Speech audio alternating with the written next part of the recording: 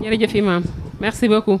donc sans plus tarder dañuy jox président monsieur Ndaw Diop moom mi nga xamante ne moom moo jiite association bi nga xamante ne moom mooy les anciens élèves de l'école Tafsir Ndiaga Gueye donc mu def benn mot de bienvenue defaale synthèse association bi avant que ñuy jublu ci liggéey bi président vous avez la aouzu billahi mina sheytaani rajim bismillahi rahmani rahim ginnaaw bi ñu sante yàlla julli ci yonante bi sallallahu alayhi wa sallam ñu ngi nuyu ñëpp di leen ziyaara di ñaan yàlla suñu borom subhaanahu wa taala yal na yàlla wéral cër yi yal na yàlla dolli ñu sutura waaw di commencer di remercier suñu parrain d'honneur bi nga xamante ne mu ngi toog fii muy Pape Seyna accompagné par tonton Khalifa Ababacar moom mi nga xam ne mooy suñu njaatige si koñ bi di ñaan yàlla yal na yàlla te yàggal ka fi parce que vraiment tonton ji nga koñ bi école bi du seetaan dara loo xam ne li day yàq école bi du fi dugg kon tonton Khalifa ñu ngi lay ziar di la dalal di dalal association des anciens élèves aussi ñu ngi nii ci ginnaaw accompagné par Mansour ak ñi mu àndal ñëpp di leen ñaanal yal na yàlla fay leen yiw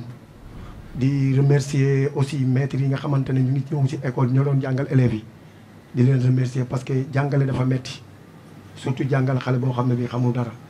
yal na yàlla jàppale leen ci barke yonante bi sallallahu alayhi wa sallam di dellu aussi di remercier aussi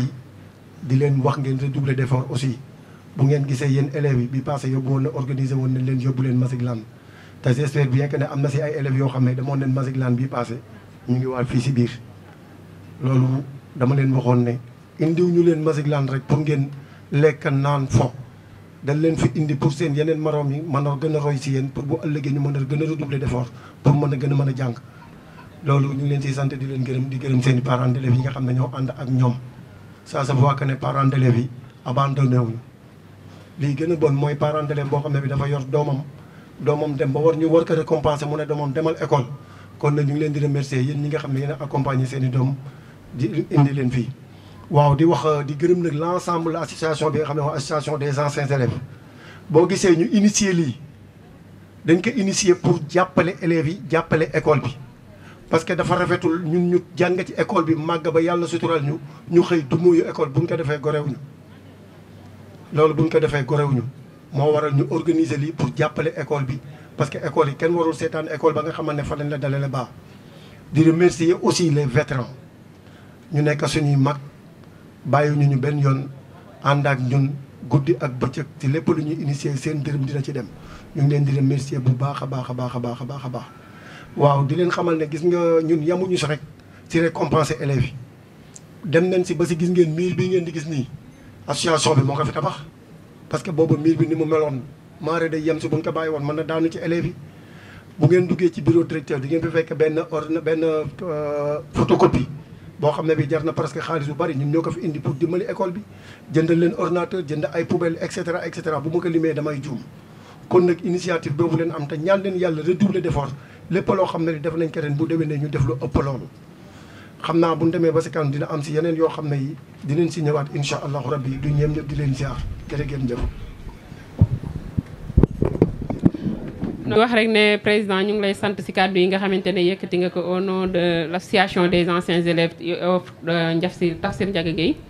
donc ñu jox ki nga xamante ne moom xëj na lépp tey jii mën nañ wax ne moom la donc muy kenn ci ñun donc nekk le directeur de l'école moom mi nga xamante ne daf ñu ubbil bunt yi wax dëgg yàlla yombalal ñu liggéey bi nga xam ne moom la ñu bëgg a liggéey au niveau de l'école lépp loo xam ne activité la aussi ñu nekk ci di ci ànd ak moom donc monsieur Gueye vous avez la parole. Salaamaaleykum wa rahmatullah ñi ngi leen di nuyu di leen ziar di jéggalu nag ci tardement yi tuuti dañuy jiital ci nuyoo bi le parrain d'honneur Pape Seydina Diouf ñu ngi lay nuyu di la ziar di la jox sa wàccuwaay di la xam ni bi ñu tëllee ñoom sax dañ ñoo nëbboon parrain bi waaye bi ñu tëllee gis la suñu xel dafa dal mu mel ni kon lii daf ñuy sawarloo ci lépp luñ doon def ñu gën ci redoubler d'effort ndax fu ñu bëgg yóbbu école bi ñu yóbbu ko fa. di nuyu également amicale bi yëpp ñu ngi leen di nuyu ñoom am initiative bi organiser tey ab journée de l'excellence pour les enfants. di nuyu également yeneen association yi nga xam ni ñoom ak association bi ñoo bokk liggéey bi ñuy def ci école bi. di nuyu enseignants yi di nuyu parents d'élèves yi di beral nuyoo aussi suñu papa Ababacar Khalifa Ñing di ko ñaanal yàlla defal ko gudd fan defal ko wér-gu-yaram. di am mbégte lool ak kontaante vraiment ci geste bi nga xam ni moom la association bi def lii nag dafay firndeel ni rek ñoom ci yoon wa ñu tàbbi woon ba ñu commencé ba léegi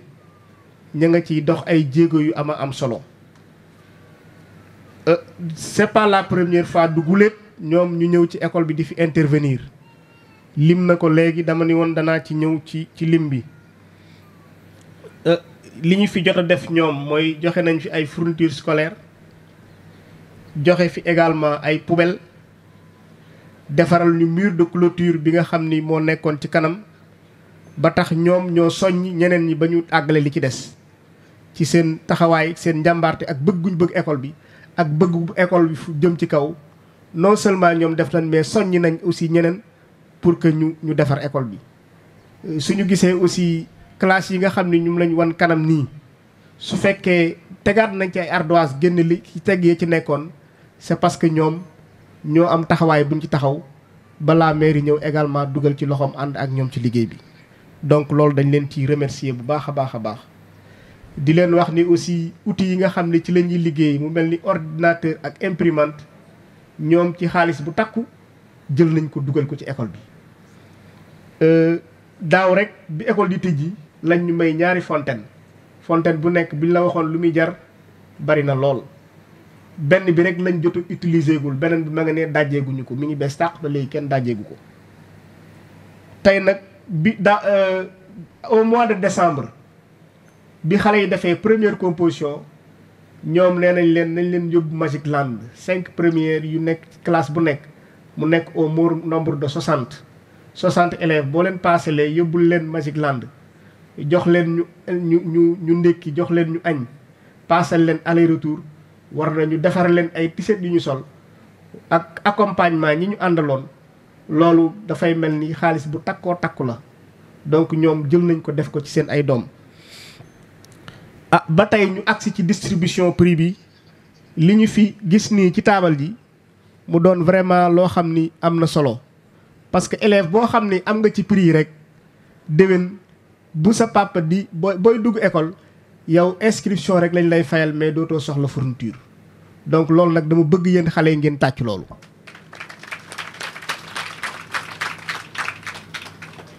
mu mel ni ki ñoom li ñuy wane mooy excellence dañ koy jëmmal dañ koy neexal dafay dem ba ci sax yéen bu ngeen amee seen doom bu ngeen di yónni bu ngeen dee yónni bu fekkee yónnent bi dafa gaaw ci yónnent bi di dem ñëw da ngeen koy neexal su fekkee dafa yeexamtu bu ñëwee sax bu ñëwee ngeen xaw koo duma donc loolu rek mooy tax xale yi gën a mën a sawar gën a mën a gën a mën a liggéey bu am solo. donc loolu aussi ñun enseignants yi dañ leen ciy remercier dafay yombal suñu liggéey di leen wax ni daal ubbi nañ suñu ay bunt tàllal leen suñu ay loxo ngir ñun ak yéen ñu defar école bi ba fi ñu ko fekk ñu yóbbu ko foo xam ni dana kawe suñ njort yàlla am na ko mën na ko yàlla nañ ko yàlla defal bu xol yi dëppoo rek nokk benn lépp lu ñu sumb ñun ak yéen danañ ko mën a def.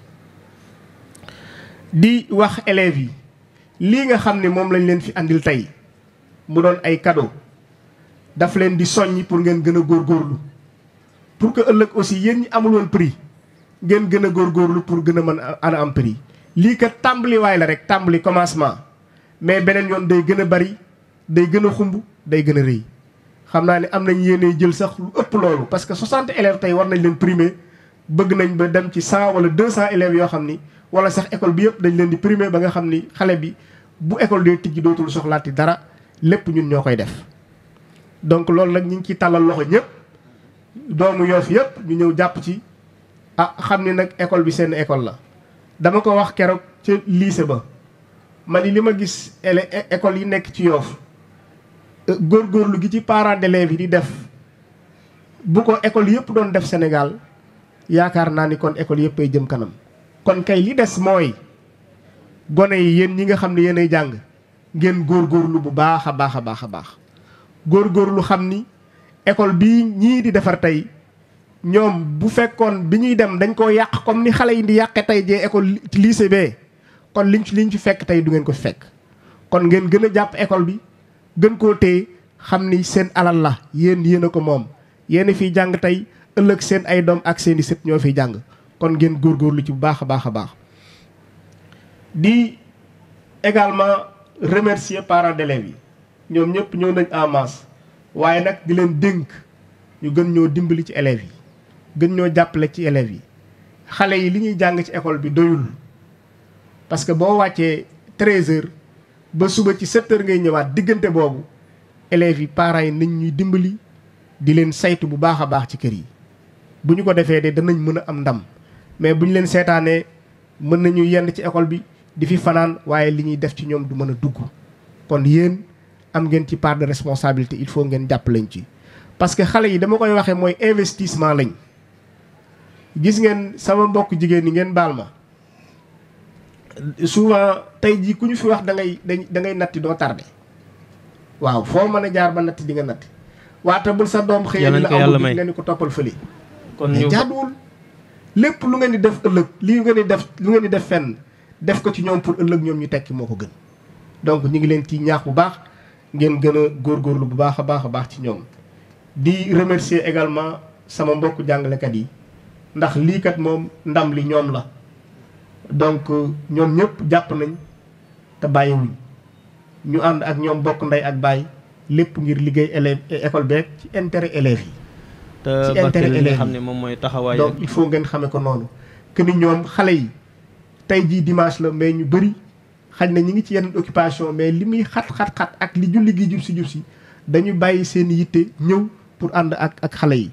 ànd ak ñoom pour bégal leen ànd ak ñoom nangul leen seen ay neexal ba ëllëg ñeneen ñi ñu gën a sawar diggante élève ak parents d'élèves diggante parents d'élèves ak enseignant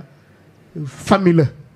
dañu war di jokkoo di waxtaan. yàlla mu defal ñëpp jàmm ba maître bi lu mu gis ci xale bi di ko mën a wax parent bi mën ko siiw mën ko jubbanti xale bi lu mu def ci kër ga ñu mën ko ñëw wax transfert ko maître bi mu mën ko jubbanti. ñun ñaari jubbanti yooyu bu àndee rek xale bi luñ ci bëgg dinañ ko ci def di remercier également le président du CGE di ko jaajëfal moom it du yendal du fanaanal lépp lu jëm ci jëmale école bi kanam ma nga cay dugal loxoom di leen jaajëfal pour bañ a guddal lool di leen wan daal président kontaan nañ ci yéen vraiment ak am nañ kontaante li ñuy def rek mooy ñaanal leen yàlla defal leen sutura defal leen ndam defal leen teraanga ba fépp fu ngeen bëgg a yóbbu école bi yóbbu ko fa ci jaay Seydina Mohamed ñu ngi leen di sant di leen gërëm. merci beaucoup monsieur le directeur j'espère que ne kàddu yi matale na et que aussi parents d'élèves yi dégg nañ li nga xamante ne moom mooy le cri fort de monsieur le directeur monsieur Guèye. donc ñu dolli ci rek ne suñu xoolee fii jataay bi foog naa jigéen ñi ñoo fi ëpp kon tey wane na jigéen ñi ñoo gën a farlu si li nga xamante ne moom mooy éducation doom yi et que aussi ñun la war suñu devoir la donc nañ ko jël xam ne doom yi ñoom ñooy suñu richesse ñu jël suñu investissement suñu ay projet jëmbat ko ci ñoom pour que futur ñu mën a récolter quelque chose. donc sans plus tarder xam naa ñangeen bi moom dafa nekkoon di añ donc mooy monsieur le directeur moom moo yore comité de gestion bi nga xamante ne moom moo nekk ci école bi muy Omar donc monsieur Niang vous avez la parole.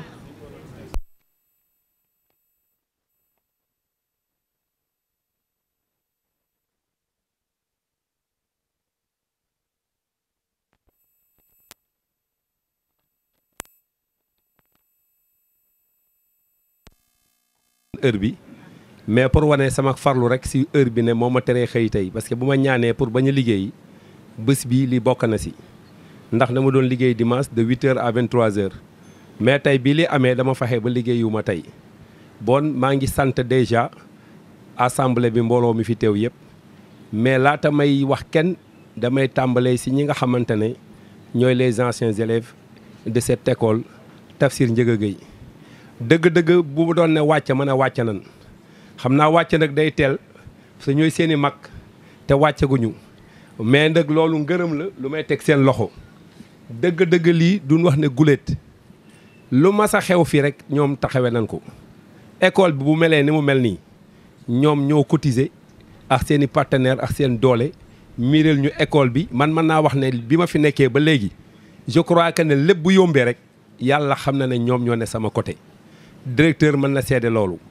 amuñu lenn lu ñuy xalaat lu dul lu avancé dëkk bi lu avancé suñu xale yi te ku bëgg xale yi avancé bëgg nga dëkk bi avancé ndax ku ne xam ne ni éducation mooy nit ku jàng ak ku jàngul duñ mën a yem mukk ndax yàlla si boppam xam-xam la gën a naw xam-xam nag bu ñuy négliger moo amul togg ceeb sax xam-xam la bon nag bu ma nee togg ceeb day wane ne buñ ko deful si kër gi ñi xiif bon lu waaye di jàng na mokk xale yi nag ñoom lan am ndax ñooy avenir u ëllëg ñun fi lan jaaroon ba xam li nu xam as néew yàlla dogal loolu tamit te ñoo ngi si am barke di si liggéey mu di nu jariñ ñuy jariñ suñuy njaboot lu nu amul yàlla naka suñuy doom yi am ba am lu ëpp lu nu amul woon ñun ñii dëgg-dëgg yaay yi sonn nan bàyyi sonn nan waaye ku ne xam na ne bu ngeen sonnee tamit da ngeen am ñu ngeen dénk seen i école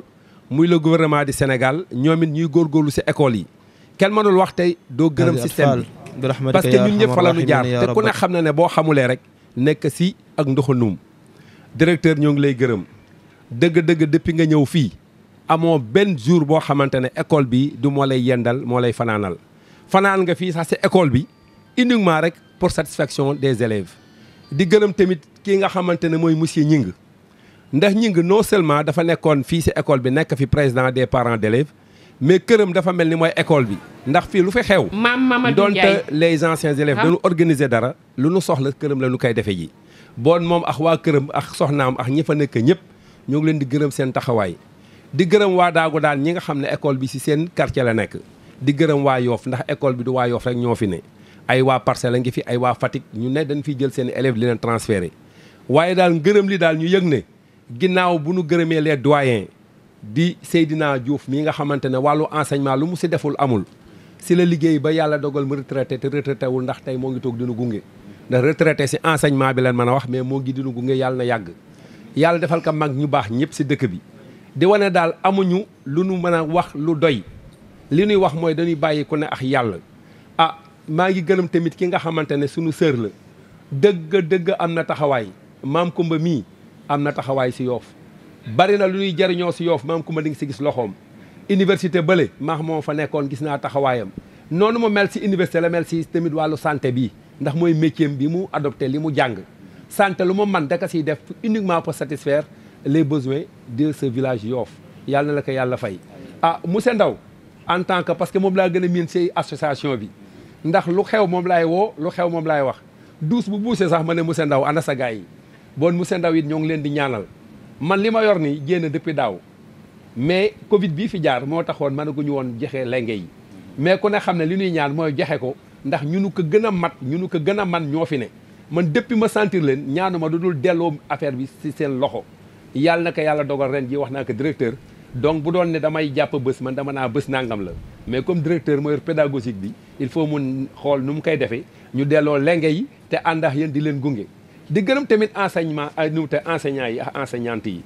ku ne xam na ne résultat bu mën a wax si élèves yi ñoo ko liggéey monsieur Ndoye nga ne di le doyen ak ñoom Samb ak ñoom ñëpp ak jigéen ñi dëgg dama fiy ñëw mais damay fekk même bu benn maître manqué woon dinañ téye classe bi jàngal ñooñu te ñii di jàng seen doom fii xam nañ ne seen doom ñoo ngi am résultat ma sama doom ren rek la doon def entrée en sixième essai yi ñu def yëpp am na bon école bi li ngeen di wane feeñ na man école bi am naa fi ñetti élèves te laata boobu 4 laa fi amoon kenn ki dem na léegi école bële daa baax bon nag ñoo ngi leen di ñaanal yàlla di leen wan ne li nekk sa xol yi ëpp na li nu bëgg a wax mais kenn mënul wax lépp li naa liy duuf si nag bi xajul si cin li wa ma zerkalla bi Aziz ñoo ngi sant ñëpp di leen gërëm yàlla na taxawaay yi yàgg yàlla leen yàlla fay macha allah. donc jërëjëf ci kàddu yi donc ñu ngi rafetlu kàddu yi bu baax a baax di xam ne retenir nañ ci lekkum ceeb mi toggum ceeb bi nga wax noonu boo ñangee na franchement mënul woon ñàkk ci discours bi donc dañuy jox parole bi ki nga xamante ne tey jii ñun ñëpp suñu tolloo fii mun nañ ne yàlla ak moom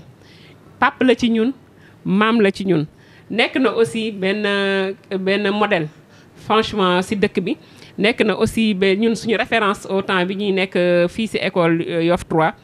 mu nekkoon koo xamante ne jege woon nañu lool nekkul woon juste directeur pour ñun daf ñu doon approché wu di soucier wu si suñu état di dem bay dugg si suñu état de santé donc kooku moom la ñuy wax Pape Seyna ñu ngi koy jox la parole ma bëgg ngeen tàcc ko bu baax a baax.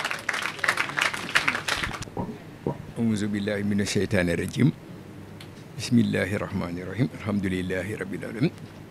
allahumma yassir li amri wahlul uqdatan min lisani. ñu ngi nuyu ñëpp di jiital imam ñu nuyu imam nag nuyu nañu kilifa diine yëpp jiital ci ki nga xamante ne moo ne tey fii ci soowu jant di xalif général des Layènes nuyu xalif généraux yëpp nuyu autorité coutumière yi autorité académique yi bu ñu nuyoo directeur xam naa dana ko jàllale bu ci inspecteur départemental ak inspecteur d'académie yi di nuyu président comité de gestion ak ñi nga xamante ne aussi ñoom ñoo fi ne comme parents d'élèves ak ñi nga xam ne ñoo fi ne itam comme anciens de l'établissement dégg naa ñuy wax les aînés les cadets kon daal ñu boole ñëpp rek sant leen di nuyu itam parents d'élèves yi parents d'élèves nag boo ko waxee ëmbaale nga élève parce que bu élève ñëwul ñu ngi leen di sant bu baax li ngeen wax yëpp matale na directeur ñu ngi lay nuyu pour sa disponibilité ak ànd bu rafet bi nga xamante ne moom nga ànd ak comité de gestion bi parce que benn ngeen équipe pédagogique bi ak milieu bi yëpp loolu defe naa ne taar la ci école bi te lu mooy esprit bi nga xamante ne aussi moom la ñu bëgg dans les finalités de l'éducation mooy fi ñu tollu thème bi dañu war a yegg ci une école de développement nga xam ne dañu transférer yëpp base bi ñu ngi sant yàlla bi nga xamante ne gis nañu ne école 3 maanaam Tafsir Ndiaga mel na ni bu jiituwul tam féetewul gannaaw maa ngi wax sànq président Khalifa ne ko démb dama nelawuma parce que am na benn ku ma envoyé c'est anonyme nag mu wan ma loo xamante ne mel na ni moom ngeen doon wax nii daanaka daf ma poser question di ma laaj ndax école échoué wul mooy wax président Babacar ne ko démb nelawuma mais alhamdulilahi rabbil alamin li ngeen def nii tont la te xel gën na ci dal mi nga xamante ne xam naa ne da ngeen di def ngir yàlla waaye def ngir yàlla dana am foo xam ne am na njariñ ñu siiwal ko ngir ña nga xamante ne dañuy roy man ca roy xalaat naa ni lii bu gënee dana indi benn tont donte lee ko def lu bon sax tontu woon na boppam ba pare lii dana nekk tont ci li nga xamante ne moom ngeen def kon nag ñu sant leen si sant tam mag ñi nga xamante ne ñoo defoon école bi école Tafsir Ndiaga ba ñu koy def nag am na ay ndaw yu ñu àndaloon si booba jamono bokk na ci ki féeti nii sama càmmoñ di sëñ Babacar Ñing ak ñoom Mansour Samb boo limee juum ak ñu demee ñi ñoom àndoon ak ñoom Baye Njëgandooy ak ñoom El Hadj Alioune Silla bi nga xam ne moo tabax classe yële ak parents d'élèves yi directeur ma lay xamal ne parents d'élèves bu Yoff yàgg nañu jël premier au niveau de l'éducation nationale kon nag parce que école 2 ba ñu koy implanté 2 classes la fa état bi defoon parents d'élèves yi ñëw indi fa 6 classes bi ñu demee jusqu'en 78 76 78 ñu am problème effectif Yoff waa Yoff demandé créer école bi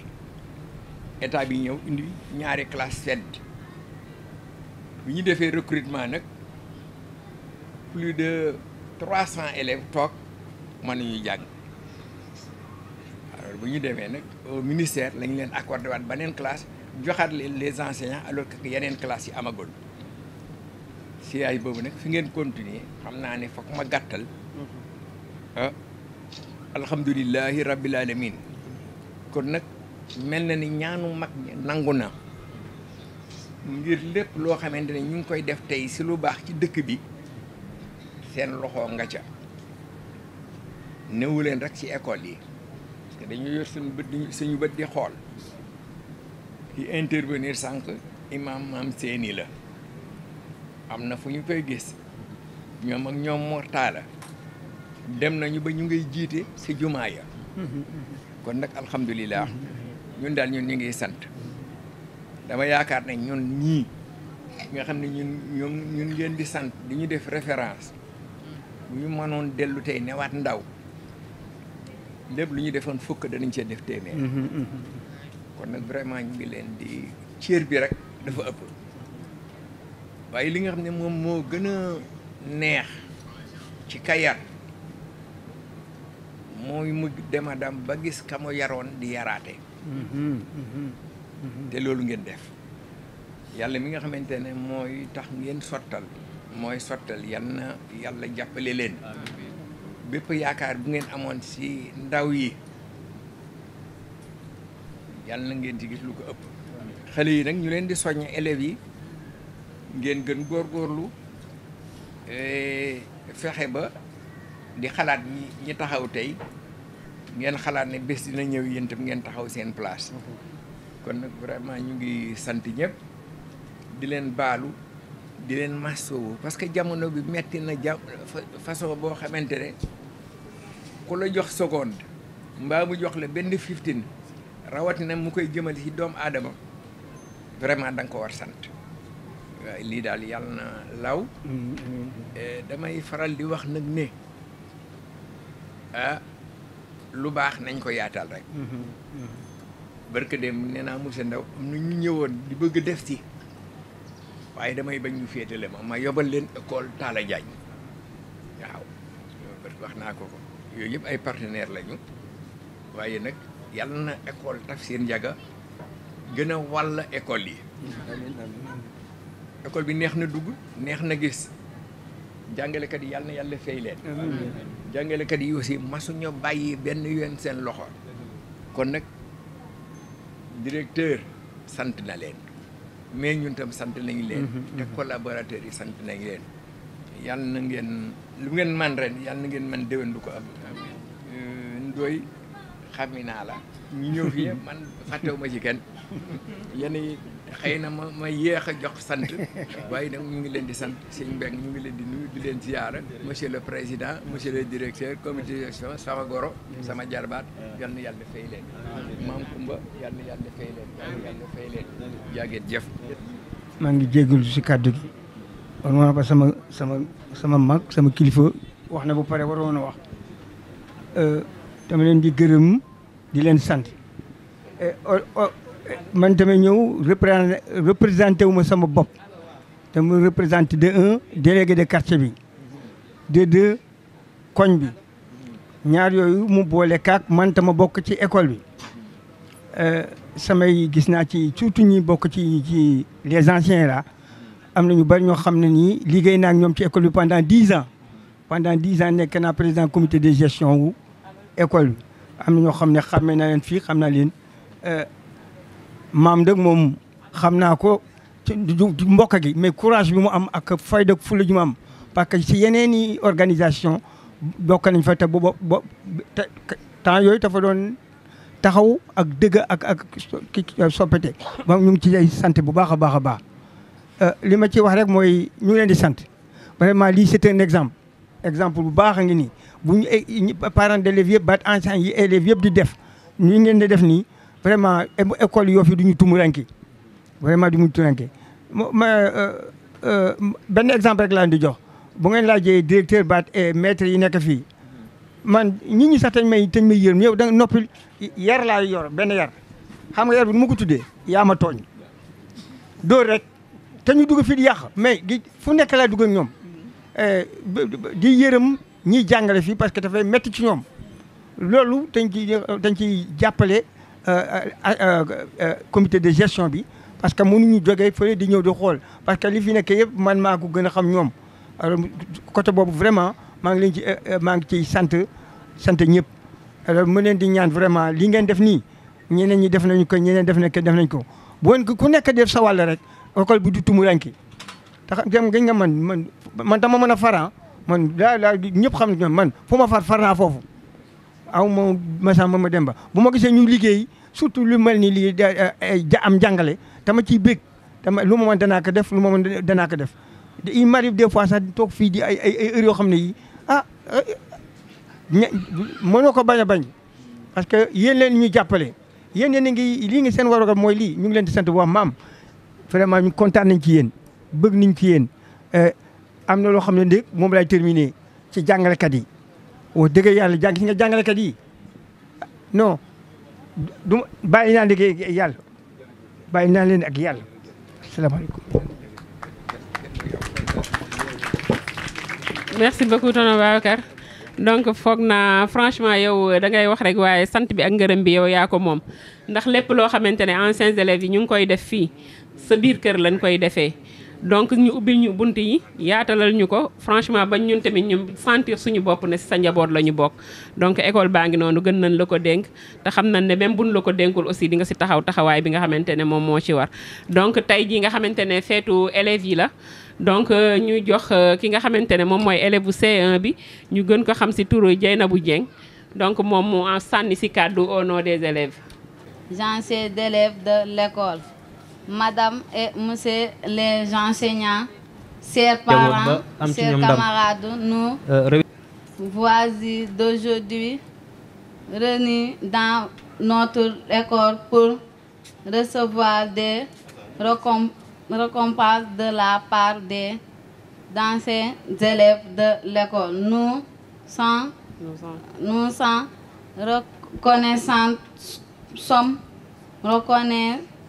reconnaissants. Nous tenons à vous remercier de ce geste de portée qui nous permettra de travailler davantage. Au nom des camarades, nous vous remercions au fond du cœur. Nous n'allons jamais vous décevoir car nous connaissons les sacrifices que vous faites sur nous depuis que nous sommes à l'école. Je ne saurais terminer sans remercier aussi nos vaillants maîtres et maîtresses qui nous annonce à ces stades et nous ont mis en confiance. Merci infiniment. Mais di wax ne tey fi ma taxaw j'ai des souvenirs d'enfance aw ma problème mu mbooloo mais maa ngi lox waaw parce que damay fàttaliku Baye Diouf bi ñuy def football inter-école yi ndeysaan latéral yi bari trop man ndeysaan comme ayuma après Baye Diouf daal xool ma ba si yàgg dama may Omar viens ma ñëw mu ne ma tu peux être lutteur ma ne ko mais monsieur mais moi je veux jouer au foot mu ne ma non tu peux être lutteur tu es petit-fils de Demba Thiaw Diène ma ne ko oui vous avez raison et là comme ça je suis devenu le lutteur de l'école et j'ai amené la coupe je l'ai amené ici c'est clair donc deuxième temps bi kii dama bokk ak moom daf ma dalal école 1 ànd ak man fii troisième fois bi madame Bango en 1991 def fa formation militaire décembre 91 si lañ gis le drapeau le 24 décembre 91 c'était le jour de la fête c'est la fin de la formation à Bango alors ma dajale waa Yoff yëpp waa Yoff yi ñu àndaloon yëpp on était 7 personnes le colonel Abdou Mbeng bi ngeen di dégg Bango maa ko doon may cere ak Mouraké ah. Donc pour vous dire sama classe de guerre là. Alors c'est ça l'armée ah. Et c'est ça l'école. L'école dafay dajale pour que ñi muy dajale ñu bokk même vision même bëgg-bëgg ñu bokk lépp daal tu vois. Dina am ay indifférence mais c'est dans notre indifférence qu'on doit essayer de se découvrir tu vois et de savoir de qui a ceci qui a cela qui n'a pas ceci qui n'a pas cela et c'est ça qui mène un groupe te loolu moo am fii c'est des anciens élèves muy un groupe soudé Baye Diouf laal na fa nooy nee na li gën a neex mooy nga yar nit ëllëg muy dox fa nga doon doxee macha allah ça veut dire que vous avez réussi votre mission bi da nga ko dox si fulla ak fayda man dama koy wax gars yi dans le panel ma ne leen monsieur Diouf daawuñu xoolee bëtu élève daf ñu doon xoolee bëtu doom bëtu jarbaat bëtu sët ndax ay deretam rek ñoo fi nekk mu nga doonoon ku amoon problème gérer loolu man professionnalisme boobu bu nekk si yow ak pédagogie bi man awma CEP ah j'ai pas le CEP mais je parle français comme je veux c'est à cause de vous je n'ai ni le CEP ni le baccalauréat ni le BFM mais voilà quoi j'ai aucun problème pour parler français et de toute manière ou de toute façon donc loolu lépp yow la Baye Diouf yàlla na la yàlla fay yàggal su sunu kanam yow mënoo dem bàyyi ñu fi te loolu yàlla du ko def waaw di wax ne encore ñu ngi gërëm les anciens élèves Adji Bint Seck moo fi nekk ñoom ah Echalay ñoom Maymouna Yankhoba Diène ah il fait partie du groupe le président Mouha ñu ngi nuyu ñëpp directeur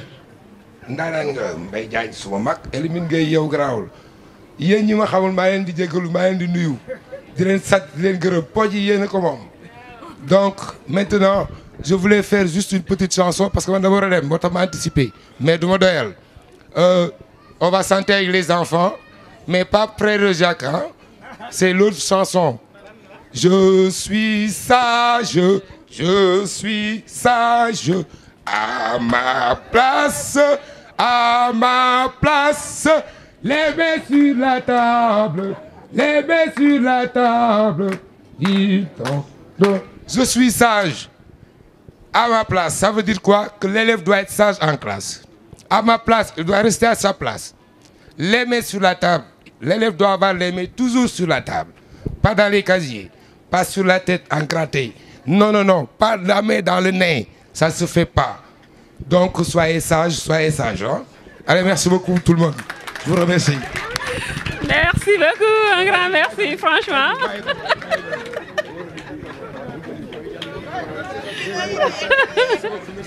Voilà donc c'est bien donc sans plus tarder on a parmi nous le président effectivement le président du comité de gestion de Yoff Diamalaye Mohamed donc Mohamed Mbeng vous avez la parole. salaamaaleykum mbooloo mi maa ngi nuyu ñëpp di ziar ñëpp kàddu gi dina diis trop parce que sama nijaay moo toog ak sama nijaay tonton Khalifa ak monsieur Diouf ñu nekk ay référence si man may xool si ñoom lu bëree bëri bon di gërëm bu baax monsieur Ndaw ak ñi mu àndal ñëpp kàddu gi jaru ko woon parce que lii nii moom laa waxoon waa 781 rek dama wax ne école enseignant bu fay jàngale da ngay jàpp ne sa doom nga yor ñun ñi nga xamante ne ay communication la ñu yor chaque fois suñu rôle mooy ñu fexe suñu ay doom yi jege si ay kër ñëw si école yi nekk en sécurité mais li tax ñu nekk en sécurité mooy ñun communication yi ñu mettre en valeur li nga xamante ne mooy enseignants yi li ñu fi indi mooy équipe pédagogique bi nga xam ne état moo ñu ko indil damay wax chaque fois ne école population bi la comme population bi ñoo ko moom nag ku si nekk am nga si loo si mën a dolli vraiment lii nii bokk na si li ñoom Moussa Ndaw def nii ñëw xool meilleurs élèves yi nga xamante ne ñu ngi si école bi ñu déggawle leen dina leen permettre déwén seen ay morom yi amul ñu góorgóorlu pour am di leen wax tamit veiller leen si état wu école bi parce que lii rafet na neex na loolu mais li ëpp solo mooy condition yi école bi ñu fexe muy toit yi muy lu mu mënti doon ñu taxaw si démb maa ngi nekk gendarmerie Foire ba presque ay 18 heures si problème boobu noonu parce que xale yi ko def suñu ay jarbaat lañ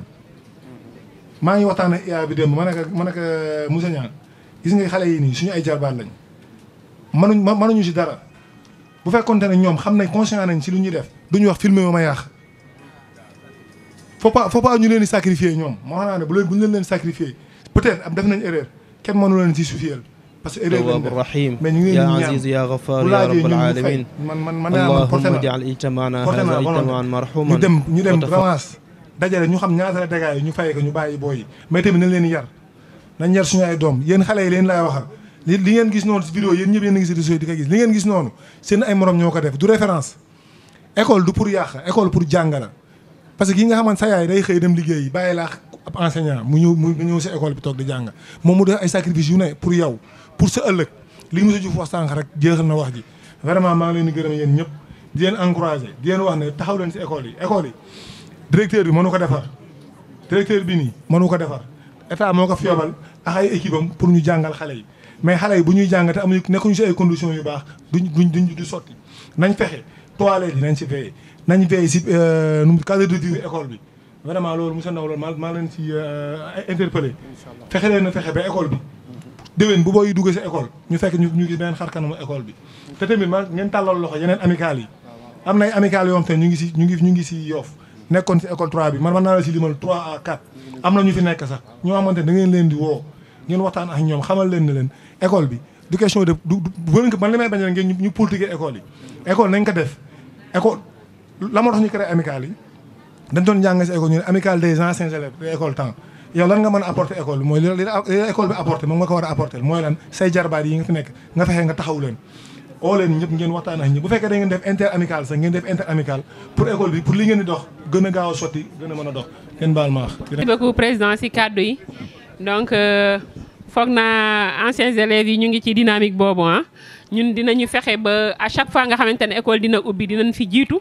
nettoyer école yi nettoyer classe yi nettoyer douche yi donc xool lépp loo xamante ne yàqu-yàqu la nekk si suñu niveau nekk suñu hauteur de nos moyens ñu def ko donc ñu ngi wut ay fonds un peu partout c'est vraiment pour jàpp ci école bi ba nga xamante ne ku ko xool da nga koy xoolaat donc mu nekk suñu mission régalienne franchement boo xamante ne donc waat nañu ne ci loolu rek la ñuy dox donc di ci interpeller aussi ñëpp ñoo xamante ne jàngee nañ fii ba les élèves yi nga xamante ne tey dañ leen di primer suba incha allah ñu dem au CEM Yoff wala dans d'autres structures donc ñooñu aussi suñu xësee génn fii rek ay anciens élèves la ñu ngi leen di tàllal loxo ñoom tamit donc ñu jox ñi nga xamante ne ñoom ñooy enseignants yi nga xam ne tey suñu doom yi fépp fu ñu toll si jàng mi ñoom bay nañ si seen waar bu baax a baax ndeysaan dama amoon benn maître fii moo nekkoon sama classe donc monsieur Sembène foog naa ñu bëri ci ñun yoroon nañu donc dafa doon wax ne man su ma xëyee di ñëw en tant que jàngalekat dafay mel ni rek dama wecceeku benn 10 000 francs 10 000 francs boobu bu ma ñëwee dama koy tasaare si classe bi yëpp siw ko si élève bi gën a farlu moom mooy fexe ba nga xamante ne moom mooy for 5000 bi ñeneen ñi nga xamante ñi si des mooy farlu yi ñoom ñooy séddoo beneen 5000 bi ci des mu ne fexe leen ba 5000 bi benn bi yéen ñëpp na ngeen ko xëccoo ba bu ku nekk amul la moitié aussi nga xamante ne doo soli moitié bi mu nekkoon les moyens yi nga xamante ne moom la ñu doon wut pour jàll si beneen classe supérieure. Sans plus tarder je donne la parole aux enseignants donc vous avez la parole monsieur. Les élèves donc man la monsieur Faye xam naa nag wolof bi dana xaw a tàq suuf tuuti waaw donc waaw loolu amu ci solo voilà donc li ma ci bëggoon yokk rek xam nga association bi moom yàgg nañ fi donc wax ci ñoom du jeex parce que du jeex ndax defoon nañ defaat nañ nii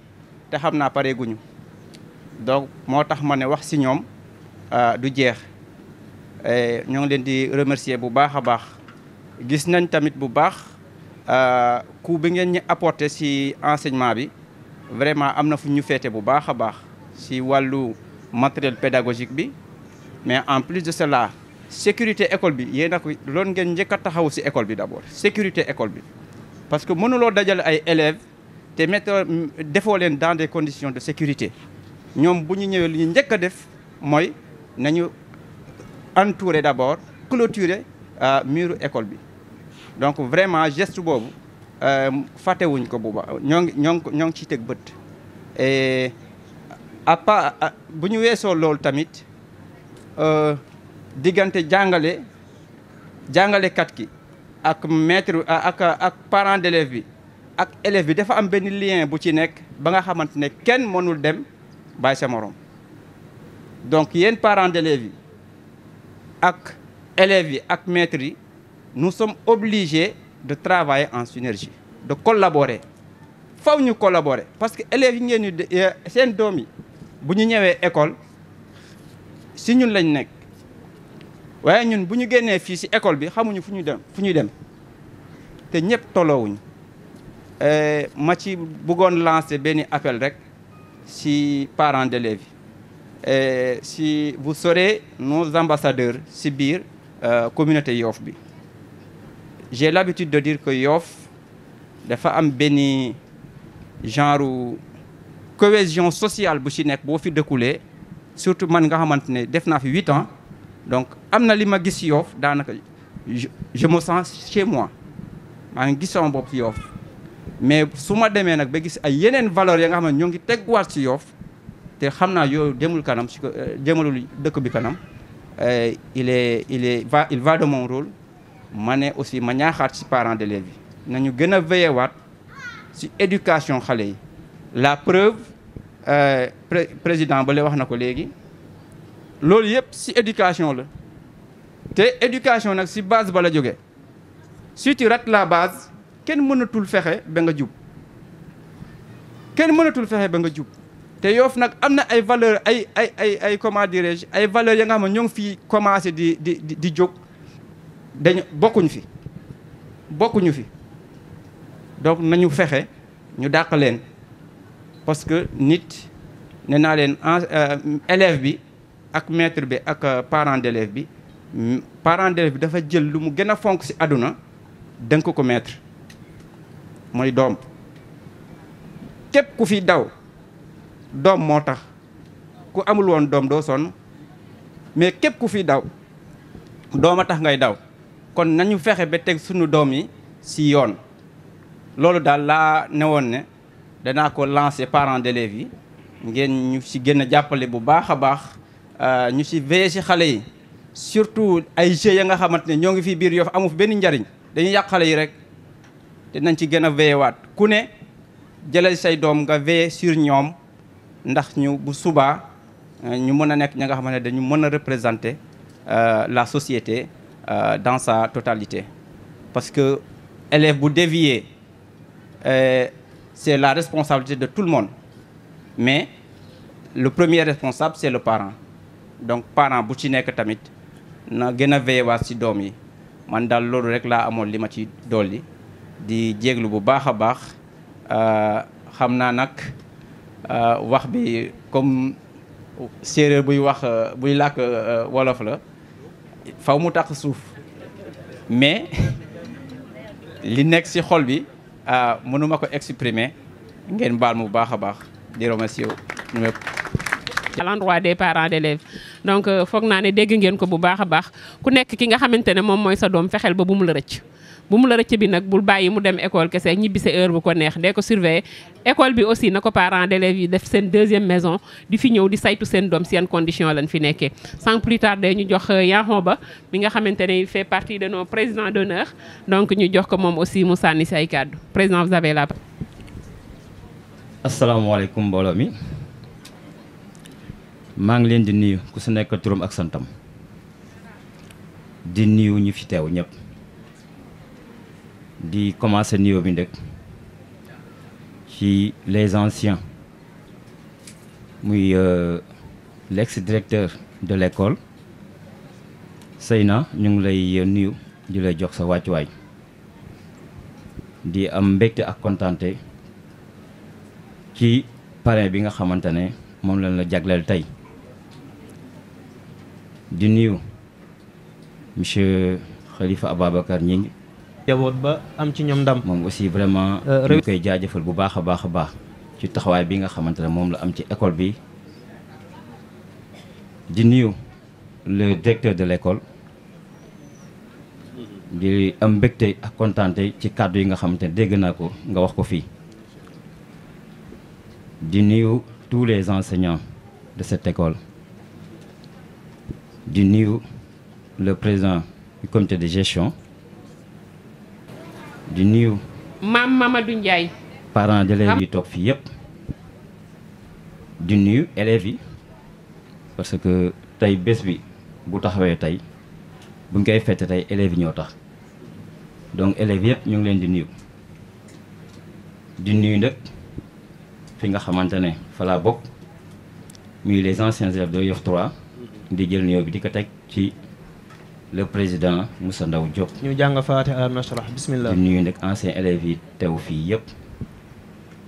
macha allah di am mbégte ak kontaante ci kàddu gi nga xamante ne jox nañ ma ko di wax ne lu mel nii yaakaar naa ne ñëpp dañ ci war a roy parce que xale yi fi nekk suñuy doom lañu suñuy jarbaat suñuy frère sœur donc bu fekkee ne lu mel nii dañ koy faral di def ci école yi yaakaar naa ne suñu bopp rek lañ koy defal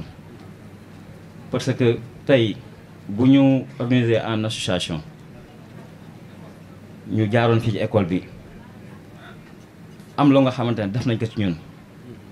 di remercier de passage le directeur Seyna parce que macha allah def na lu bari ci ñun te nekkoon na directeur ba nga xamante ne dafa amoon jot lool amoon aussi vraiment pédagogie xamoon nan lay éduquer xale yi te ñun éducation boobu la ñu jaar mu nekk benn éducation de base ba nga xamante ne macha allah tey lu ñu nekk rek loolu def na ci lu bari bari donc ñu ngi lay remercier bu baax a baax di wax ne tey li nga xamante ne moom la ñuy def muy primer élèves yi je pense que suñu devoir la dañ ko war a def dégg naa fi aussi ay kàddu yu bari ya nga xamante ne dafay jëm seulement pour ñu jàppale école bi te jàppale école bi bépp Yoffois waxuma la rek ñi nga xamante ne dañuy jaar fii ci école bi mais bépp Yoffois war nañu mën a xool école yi nga xamante ne ñoo nekk ci commune bi yëpp ñu dugal seen loxo parce que c'est important parce que la mairie mënul def lépp loolu il faut que ñu xam ko parce que mairie yaakaar naa ne li mu yore bari na lool donc fu si nekk rek dafay cof jàllaat faneen donc ñun ñi nga xamante ne peut-être dañu nekk ay Yoffois peut-être am astut war nañu mën a fexe ba gëstu école yi nga xamante ñun fa la ñu jaar te loolu tey moo nekk suñu devoir moo tax aujourd'hui ñu organiser wu en association pour fexe jàppale suñu école bi nga xamante ne moom lañu jaaroon donc nag loolu bu amee yaakaar naa ne loolu anciens élèves yëpp bi Yoff 3 ñoom la ñuy gërëm parce que tey lu bari yaakaar naa ne ñu ngi koy def te loolu lu baax la te dafay tax aussi ñeneen ñi nga xamante ne peut-être dañu nekkoon jaaroon ci yenn école bu ñu référé ci lii rek yaakaar naa ne yenn écoles yi macha allah lépp dina matale donc daal ñuy gërëm ñëpp di sant ñëpp di ñaaxaar ñëpp di remercier vraiment ñi fi teew ñëpp di remercier notre président Moussa Ndaw vraiment di ko gërëm di ko sant di ko jaajëfal bu baax a baax ci taxawaayam parce que tey association bi bu tolloo fii tey yaakaar naa ne moom joué ci un rôle très important c'est important parce que moi je suis factuel man lu dëgg rek laay wax donc man Kumba vraiment yow aussi macha allah ñu ngi lay remercier di remercier suñu jigéen ñi nga xamante ne vraiment dañu nekk ci association bi ñoo am fi aussi taxawaay bu rëy yàlla na suñu borom bi jàppale ñu ba li nga xamante ne moom la ñu bëgg ci école bi yàlla may ñu kantan may ñu xam-xam ba ñu matale ko parce que loolu ca la ñu nekk guddi ak bëccëg suba ak ngoon jërë ngeen jëf di kontaan ci kàddu yi ma fi jot a dégg merci.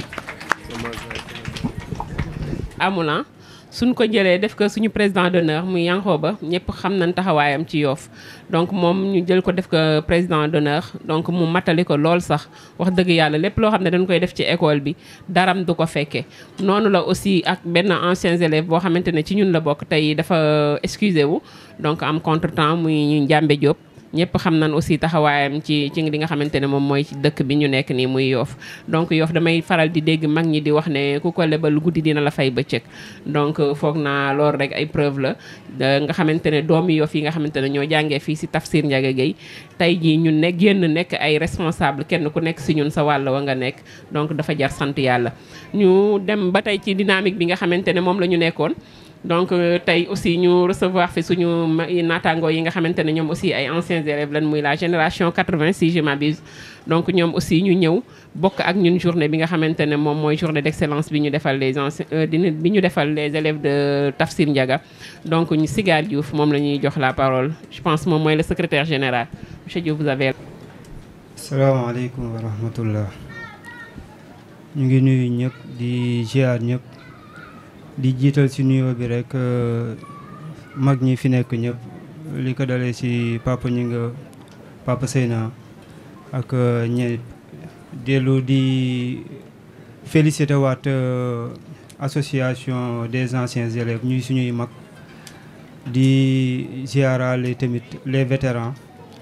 waaw ñun ñu doon génération 80 am na ñeneen ñu ñu féete suuf waaw je pense que ñun boo xoolee école Touba daanaka defe naa li ñu fi am ci association amul ci yeneen école yi parce que defe naa 4 générations ngi fi vétérans yaa ngi fi yéen seniors yi ñun ak ñi ñu féete suuf te ñun ñëpp nga xamante ne suñu yitte yëpp mooy école bi ngeen doon dëgg suñuy référence parce que gis nañ seeni action ni ngeen koy doxalee ci école bi dara umpañu ci parce que bu ngeen koy def fi la ñuy fekk des fois sax ngeen jege ñu voilà ngeen doon suñuy référence ñuy topp ci seeni tànk vraiment ñu leen di félicité waat ci lii lu rëy la voilà di interpeller rek parents d'élèves yi ak élèves yi may wax élèves yi rek que ni ëllëg bu soobee yàlla incha allah yal na leen yàlla may fayu fan wu gudd. Fallou Fall. bu boobaa yu mel nii di ngeen ciy dox di ko organiser parce que lii loo xamante ne nii la lu war a sax la. waaw boo xoolee ñun ci suñu côté def nañ fi ñaari édition yoo xamante ne wàccee kaamil lañ def ba beneen bi deuxième édition bi te bi ci weeru koor gi lañ ko defoon di profité ci occasion bi di jéggaluwaale président comité de gestion xel day fattu mais waroon nañ la vraiment kii invité nga teewee ko voilà pour vous dire que rek ci dynamique bi ngeen nekk ci la ñuy nekk tamit vraiment di leen wax ne lii day def lu dul gën ñoo inspiré ñuy topp seen i tànk jege leen tamit ñeme leen pour au moins ñu à chaque fois ñuy fexe école bi di jëm ca kaw sa kanam vraiment loolu moom lu ñu amoon yéene wax ko vraiment au nom de groupe bi suñu président sax waroon na teew muy Thiané Diop mais dafa am contretemps man maa fi teew kii mooy suñu secrétaire général kii mooy res Mansour mooy kii bi moo res organisation moo ko jiite ak communication Fat Sara nga la toog ñun ñëpp ci association bi lañ bokk vraiment kon pour vous dire que ne affaire bi wax dëgg yàlla ñor nañu te vraiment daal ñu ngi seen ginnaaw parents d'élèves itam ñu leen di wax ne li ngeen mën a jàppale enseignants yi ngeen jàppale leen ko ñii defe naa ku mérité ñii niñ mérité ñu primé leen ñii ñoo ko gën a mérité dama leen di côtoyer tuuti ay coono yu méttee métti la ñuy daj ci éduquer xale yi des fois sax parents d'élèves ñëw àkk si leen te loolu erreur mënu ko ëpp di àkk si ab enseignant ki la téye sa doom di la ko def xam-xam si moom di la ko yaral peut-être mu dóor ko nga jóge sa kër ñëw àkk si ko loolu erreur mënu ko weesu ñii boo leen gërëmul buñ leen gërëmul non vraiment ñëw di leen àkk si moom loolu moom war a mujje si àddina vraiment loolu moom yéen parents d'élèves yi maa leen koy wax ngeen xam ne ñii lu ñu def ci élèves yi rek peut-être yéen bëgg ñu baax moo tax parce que man maa ngi fàttaliku bi may ñëw di ñuy dugg année 80 monsieur Diouf mii peut-être boobu defe naa yàggul tuuti mu dem mais bu ñu amee fit moom moo tax parce que ñu ngi ñëw ci beneen monde ñëw daje xamuñu atmosphère bi mais bi ñu rappelé ba ñëpp taxaw bi mu ñëwee discours yi mu njëkkee daanaka si lañ joxee peut-être man boog bëgg a jàng ba moo tax ñime école vraiment di ko ñaanal yàlla na la fi yàlla bàyyi ba sa kanam a kanam nga continuer di ñu gunge moom it nii ni mu toogee nii noonu la ñëwee woon tamit si suñu kii bi jouru kii bi kaamil bi vraiment nga xamante ne moom tamit boobu ba léegi bàyyiwul école bi à chaque fois lu ñu woote rek mu nga sax yàlla na yàlla defal jàmm may la fan wu gudd ak ñi fi nekk ñëpp incha allah. voilà léegi parents d'élèves yi nag loolu ngeen bàyyi si xel élèves yi ñu wax leen tamit yéen tam ngeen gën a góorgóorlu parce que ñii dara obligé wu leen ñu def lii bu ñu defee lii rek pour ngeen gën a góorgóorlu la pour ngeen gën a góorgóorlu nga xamante ne ñi nekk CM2 bu ngeen demee CM ngeen gën a rey seen bopp lii mu xaa am na solo am na yoo xamante ne nii jarul copier vraiment li ngeen jëlee fii na continuer fii yar moo fi am discipline ak ay enseignants yu engagé yoo xamante ne à chaque fois dañ leen ñii ñoo ñu yar ñii ñoo def yar si ñun enseignants yi ñoo tax ñoo mottali ñu suñu yar peut-être si sa kër ga lay commencé mais ñii ñoo ñu mottali parce que peut-être temps bi ñuy def ak ñoom amaana duñ ko def ak suñu parents yi loolu moom am na solo vraiment pour gàttal rek di leen wax ne ñu ngi leen di gërëm di leen sant di leen wax ne lii moom yàlla na continuer ba sa kanam a kanam vraiment kontaan nañu. donc voilà sans plus tarder dañuy commencer nag liggéey bi je pense que allocution yi jeex na léegi dañuy jëm ci li nga xamante ne moom mooy liggéey bi toogaay bi yàgg na on s'en excuse vraiment. donc ñu commencer suñu parrain d'honneur franchement moom la ñu bëggoon njëkk primé si on peut se permettre donc muy Pape Seyna président Moussa Ndaw moo koy jox diplôme.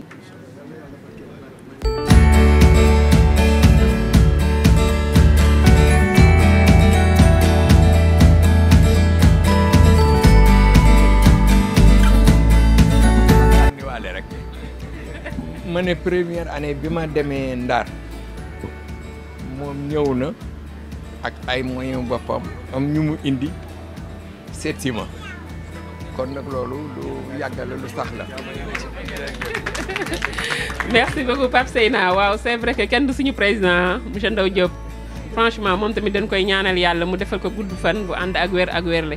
ndax moom rek su yox-yoxi woon affaire yi dina gën a sooxe kon ñun ñëpp duñu agsi fii mais c'est à l'image de notre président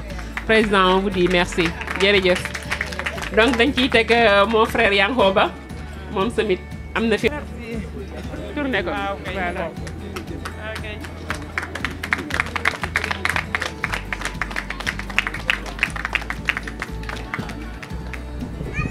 Vraiment, je suis très content. Je suis très fier aussi. di kontaan lool ci diplôme bi nga xamante ne moom ngeen ma décerné macha allah yal na yàlla jàppale ñu ba lépp la nga xam ne bëgg nañ ko ci école bi ci diplôme bi may ñu kanam ba ñu matale ko yàlla mën na ko yal na ko yàlla def vraiment kontaan naa lool jërë ngeen jëf bon di wax rek ne damay yeewu léegi nii parce que dafa am aussi benn conférence moom.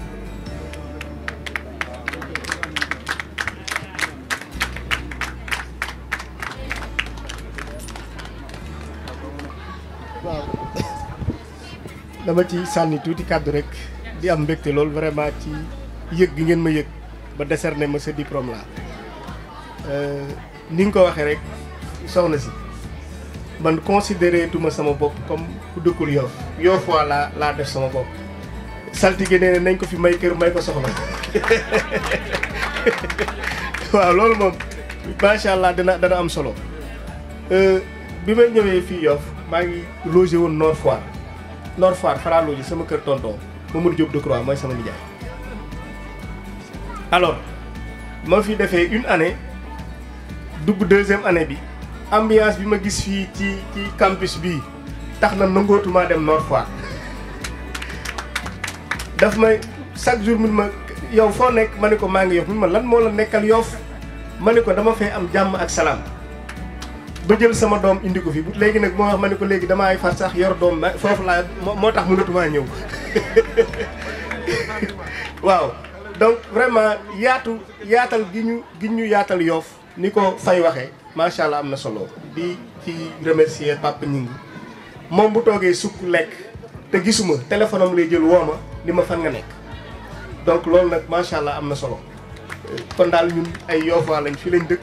fii la ñu xam ñu ngi leen di remercier jërë ngeen jëf. kii ne kii ku am yar la kii ku am yar la vraiment te pour ñëw ci école bi defar rek la fi nekkee yal na ko yàlla dolli sutura. En tout cas ku baax la. ku baax la ñu nañ ko ñaanal rek vraiment am na yar am na teggin te vraiment mu enseignants yi mu ngi leen di xeer ci diine l'islam loolu am na ci solo ah. merci. waaw.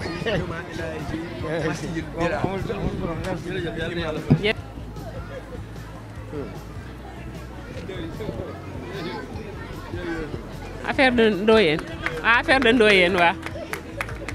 Abdou Bichou waaye na woo suñu diplôme bi de.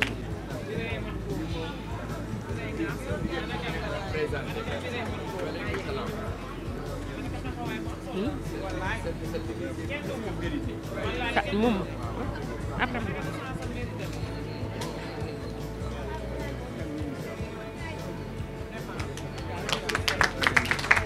donc saltige xanaa ñu jox la kàddu. am benn témoignage bu ma si sànni tuuti rek moom yi ba muy dem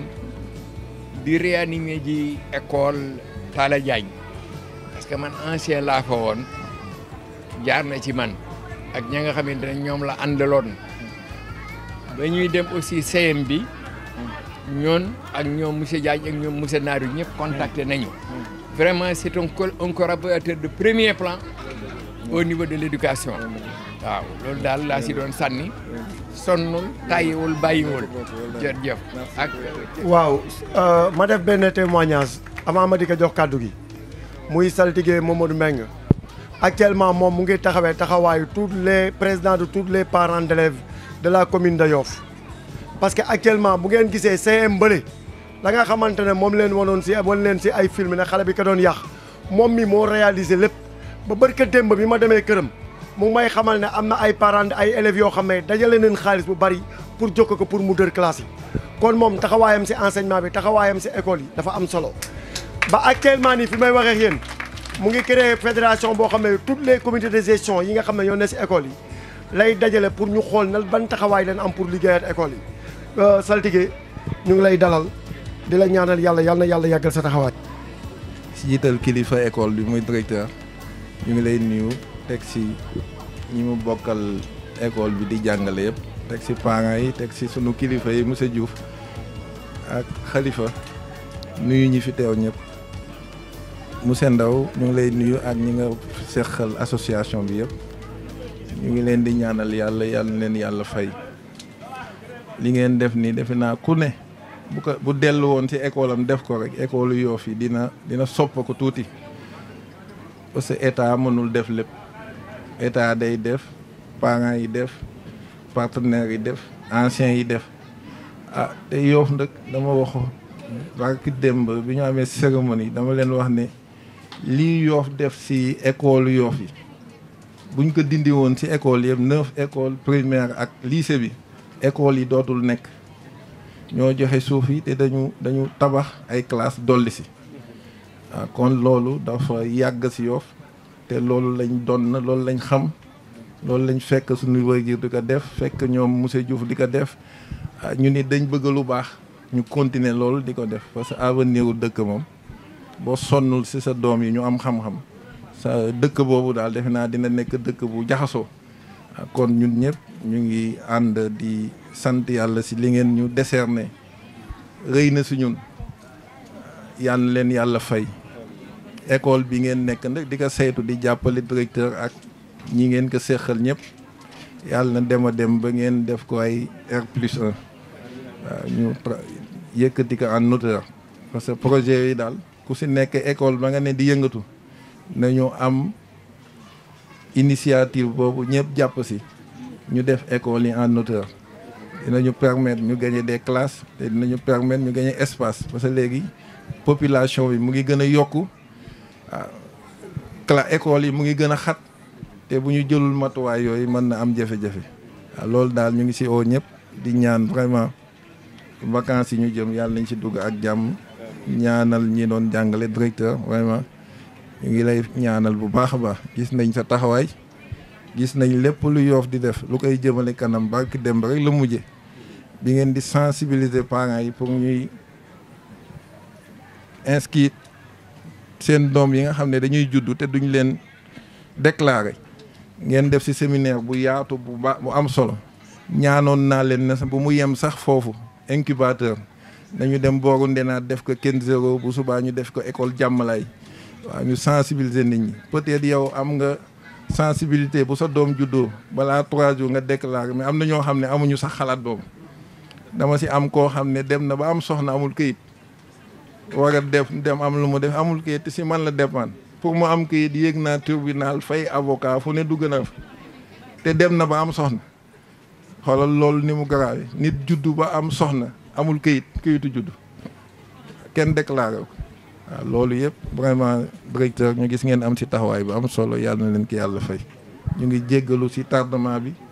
yéen ñëpp xam ngeen lycée bi jafe-jafe yu am fan yi ay xale yu jàng ba jeexal damm taabul bàyyi yàq mu metti ñu nekk si depuis barki démb di yéeg a wàcc waaw vraiment muy lu ñaaw loo xam ne du visage Yoff xale yi xar kanam bi ñu wane si Yoff loolu do xar kanam Yoff ba États-Unis ba France ñëpp di woote lii xew si lycée bi lan la ñi ko def est-ce que doomu Yoff lañ est-ce que waaw di poser question yooyu jàng ba école jeex taabul yi nga doon jàngi nga damm taabul bàyyi dindi palanteer yi damm ko waaw kooku ma ne ko yow bu ñii la jiitu buñ defoon noonu doo fekk école waaw kon yooyu yëpp ñu ngi si sensibilité xale yi ñu vraiment bàyyi xel de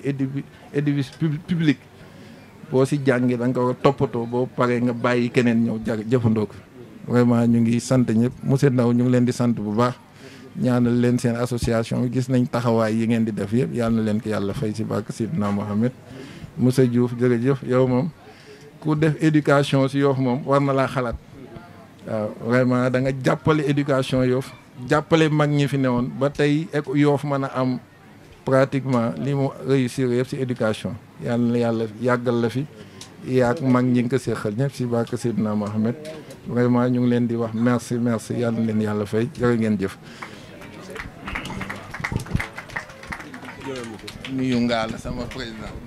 yi matale na macha allah donc sans plus tarder dañuy continuer ci li nga xamante ne moom la ñu nekk muy diplôme d'honneur yi. donc monsieur Ndiambe Diop nga xamante ne ci amicale des anciens élèves de Yoff 3 la bokk di kenn ci ñun aussi nga xamante ne moom aussi fii la dalee ba donc moom la ñuy primé je pense que dafa excusé wu mais doomam seen naa fi Ndiaga ñu demandé Ndiaga à ce que mu jege se donc di wax ne Astou Diène Laye situation donc tout le mérite lui revient may mun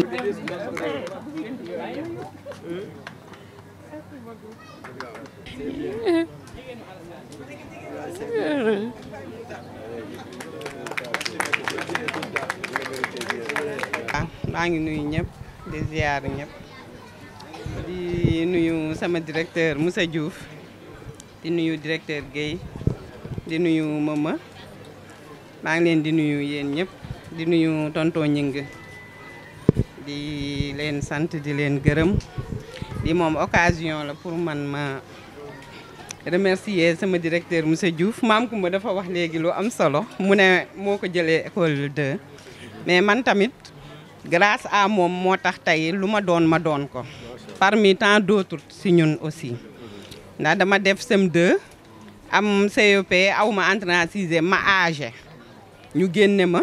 moom moo ne sama papa indil ma ko ma defal ko test bu réussir test bi mu defaat CM2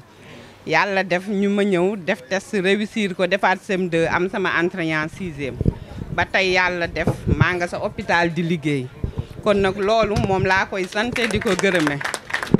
nekkoon bu dul woon moom loolu du am tey vraiment te defal na ko ñu bëri c'est un éducateur c'est un parent vraiment papa la mbokk la lépp la moom dafa am chance yàlla def ko directeur ba pare indi ko biir dëkk muy lu difficile mais moom loolu difficileul woon si moom parce que dafa xam li ko yàlla dénk mu nekkoon chance mu ñëw liggéeyal dëkkam vraiment am ci nag fierté moo tax affaire bi yomboon si moom waaw kon nag may sant tamit sama anciens élèves yi ñoom prési ngaa la félicitation yow tam kenn du yow vraiment Maymuna Assu sama doom Abdou Ndoye Daouda Alassane Maam Kumba yéen ñëpp li naan ku lim juum rek vraiment tâche bi yombul woon c'était un peu difficile c'était un peu difficile mais li may wax rek xale moominu yàlla la booy def si moom yàlla moo la siy jàppale biñ ciy sóobu xawoon na metti tuuti mais yàlla ak suturaam moo ñu suturaal ba tey lépp lu ñu song si école bi rek yàlla daf ñu koy yombalal waaw man nag kontaan naa ndax lii surprise la surprise bu rëy la kon nag man kontaan naa daal vraiment je ne trouve pas les mots. Pape Seyna kooku dafa nekkoon ci ñun àndoon ak ñun di liggéey bi ngay ñam de yàlla moom la neete mama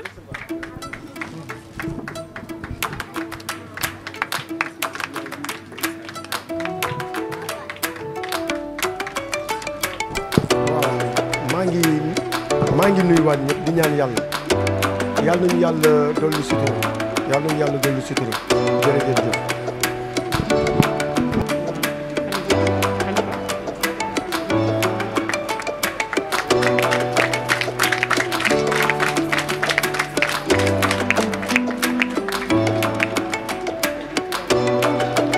waaye suñu paree dañuy dem CIB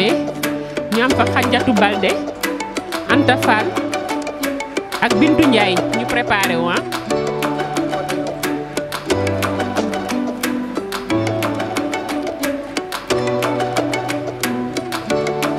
Khalifa moom aussi ñu wax ne anciens élèves école 3 la woon.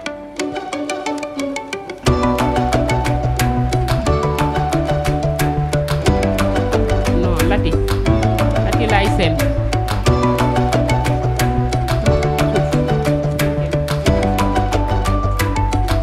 ñoom ñoo fi nekkoon mooy premier ak deuxième bi.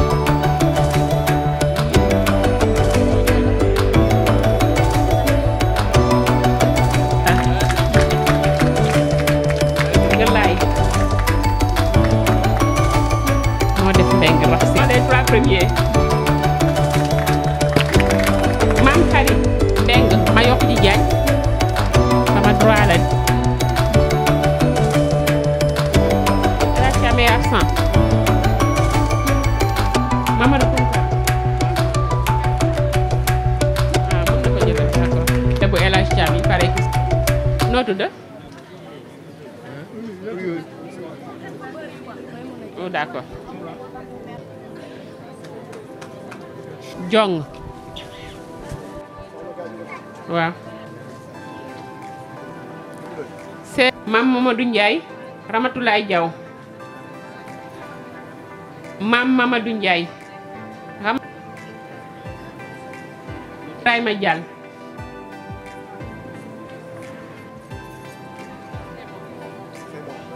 Fallou Fall jëlal ma ne ko jëlal ma sama saag bi non be voilà yii nga may fotol saag yi rek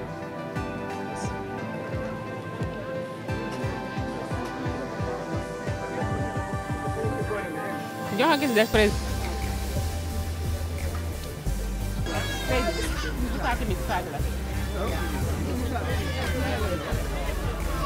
Moussa Sylla donc voilà ngeen may ñu yeggale liggéey bi nga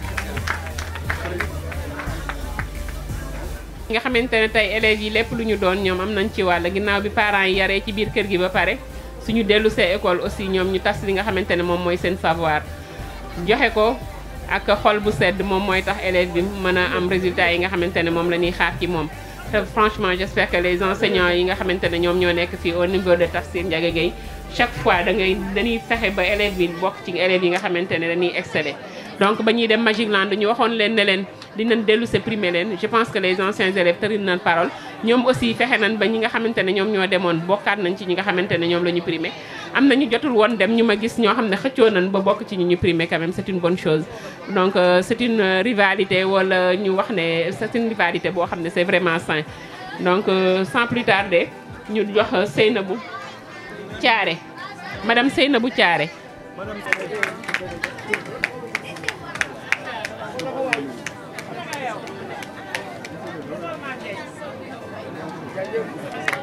madame Mame Binta Niang Ndeye Ndoumbe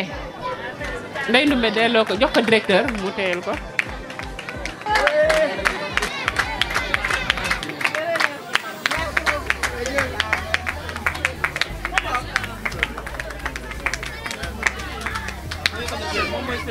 Ah, Madame Semou, excusez-moi.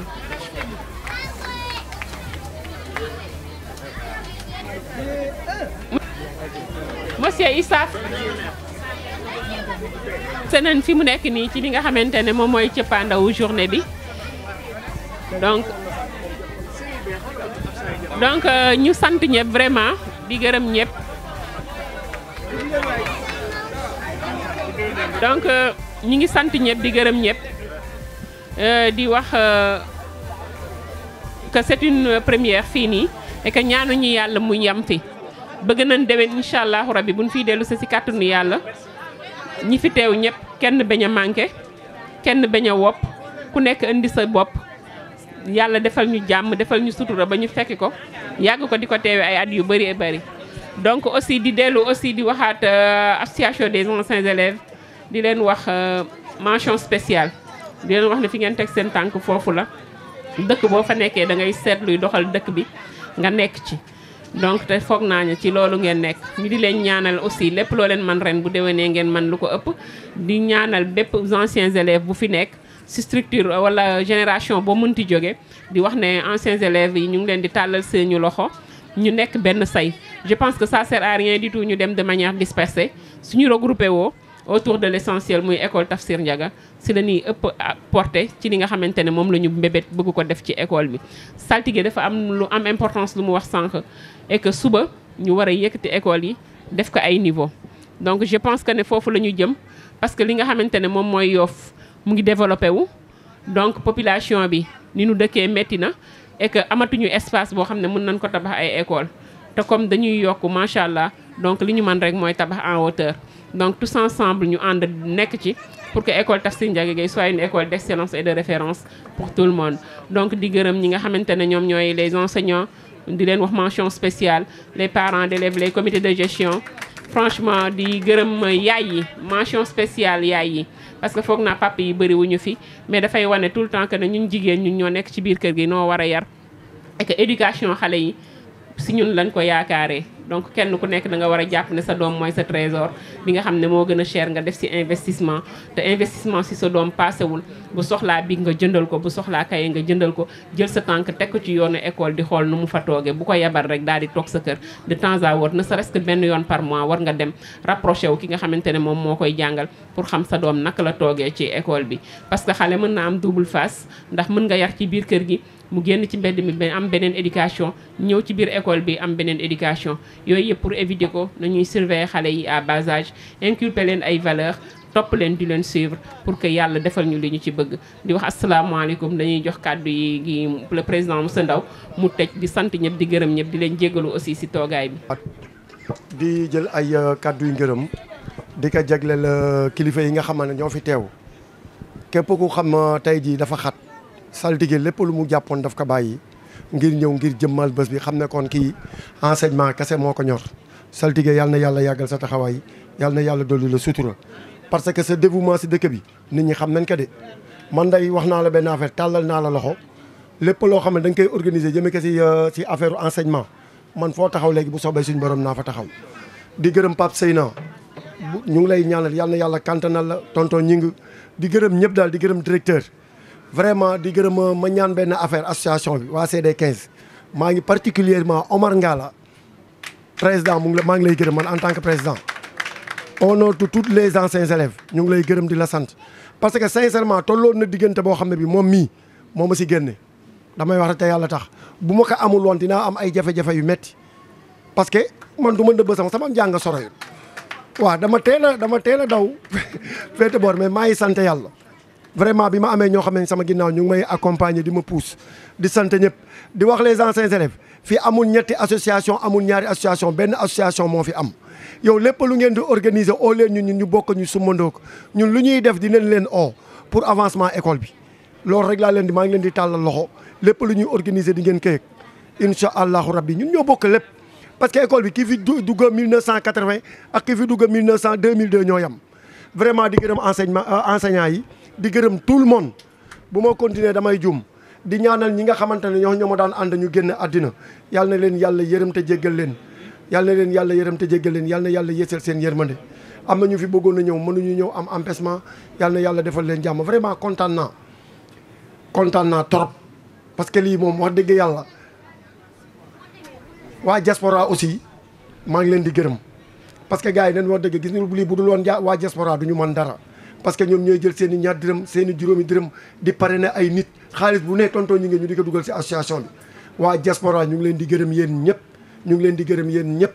yàlla na yàlla fay leen jërë ngeen jëf salaamaaleykum wa tawaabu rahim ya aziz ya ghaffar ya rabbal alamin allahumma ij'al ijtamaana hadha ijtamaan marhuman wa tafar hadi al atfal bi rahmatika ya arhamar rahimin ya rabbal